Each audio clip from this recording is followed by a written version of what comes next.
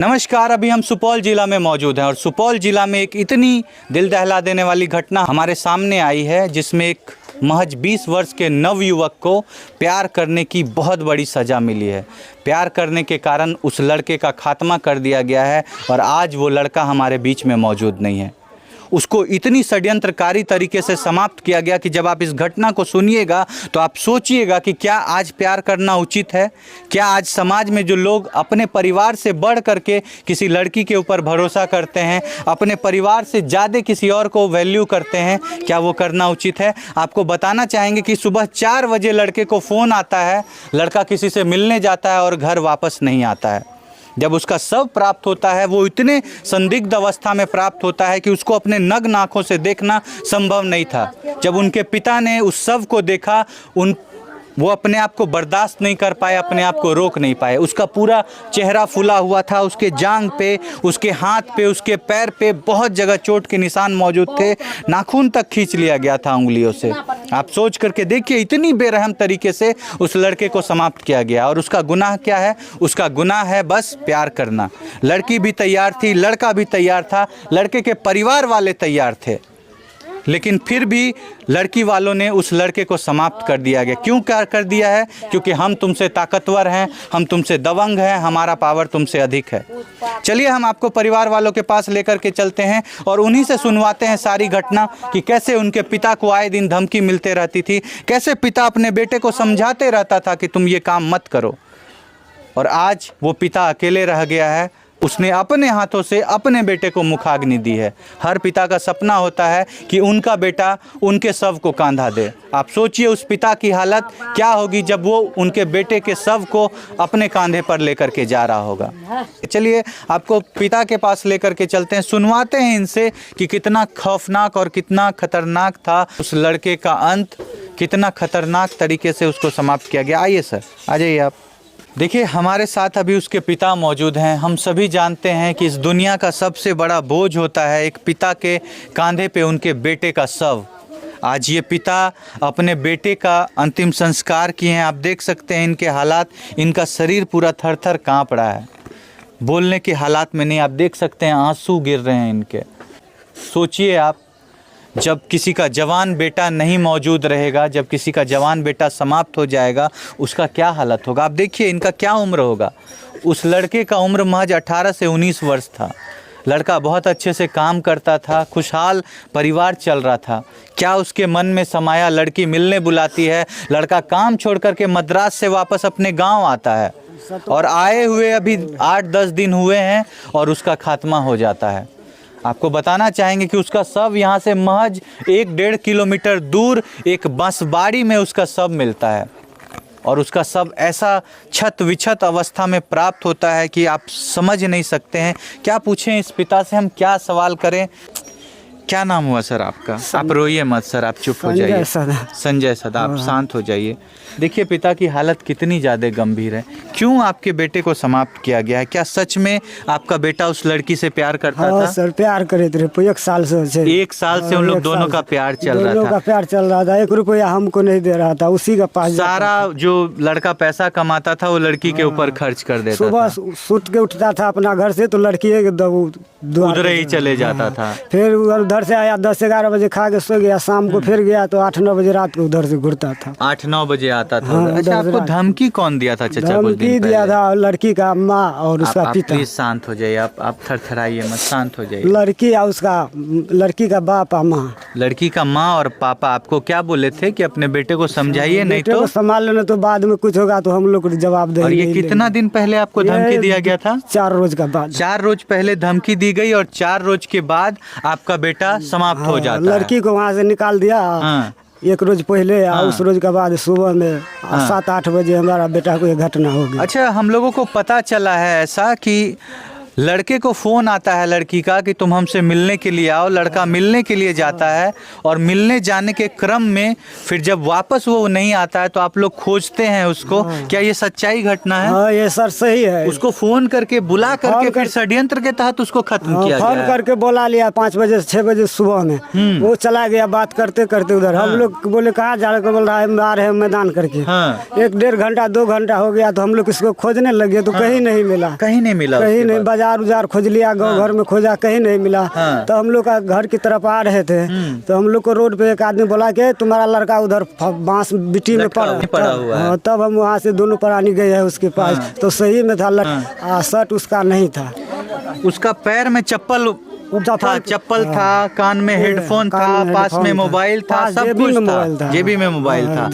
कुछ भी देख करके ऐसा नहीं लग रहा था कि उसने अपने से इस तरह की घटना कर दिया। तो सब देखे थे ना अपने आंखों से उसके सब को, उसका मुंह वगैरह फूला हुआ था, चोट का बहुत उसका फूला हुआ था, मतलब जैसे ऐसा लग रहा था जैसे उसको मारा गया, मुंह कान में बहुत ज्यादा उसको पीटा गया, ऐसा लग रहा था देखने के बाद। आप सोच सकते हैं कि अगर कोई अब नहीं था, उसका शरीर में वैसे ही लटका हुआ था। जी सर क्या बोल रहे हैं? शर्ट जो पहने थे वो नहीं था, शर्ट नहीं था शरीर में, गंजी था सिर्फ, शर्ट खोल दिया गया था, शर्ट खोल के फेंका हुआ और था। शरीर पे बहुत जगह चोट के भी निशान थे, चोट भी था वैसे जो फाइट से जो फुला हुआ था, जगह जगह पे फुला हुआ था।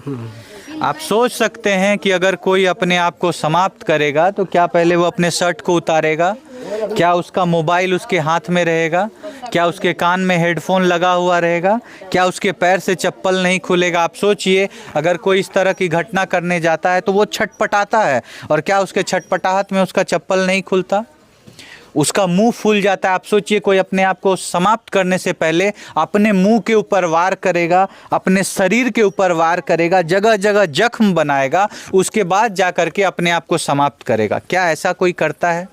यहाँ से साफ साफ ये प्रतीत होता है कि उस लड़के को पहले ख़त्म किया गया और फिर उसको ले जा कर के कहीं पे टांग दिया गया।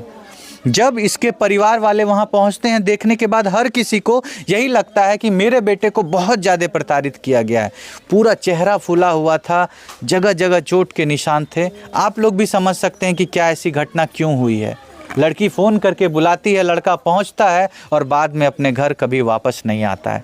आइए यहाँ पे और भी घर परिवार समाज के लोग मौजूद हैं, उनसे भी आपको बात करवाते हैं, उनसे भी आपको सुनवाते हैं कि क्या उन लोगों को भी कभी कोई धमकी मिलती थी, क्या उनके माँ को ऐसा अंदेशा था कि उनके बेटे को समाप्त कर दिया जाएगा। माँ से बेटी की क्या बात होती थी, आइए आपको सुनवाते हैं। चुप हो जाइए सर, आप चुप हो। आप देख सकते हैं यही वो लाचार माता पिता हैं जिनका बच्चा आज इनके बीच में मौजूद नहीं है, जिनके बेटे को घर से बुला करके ले जा करके समाप्त कर दिया गया। और किया किसने है?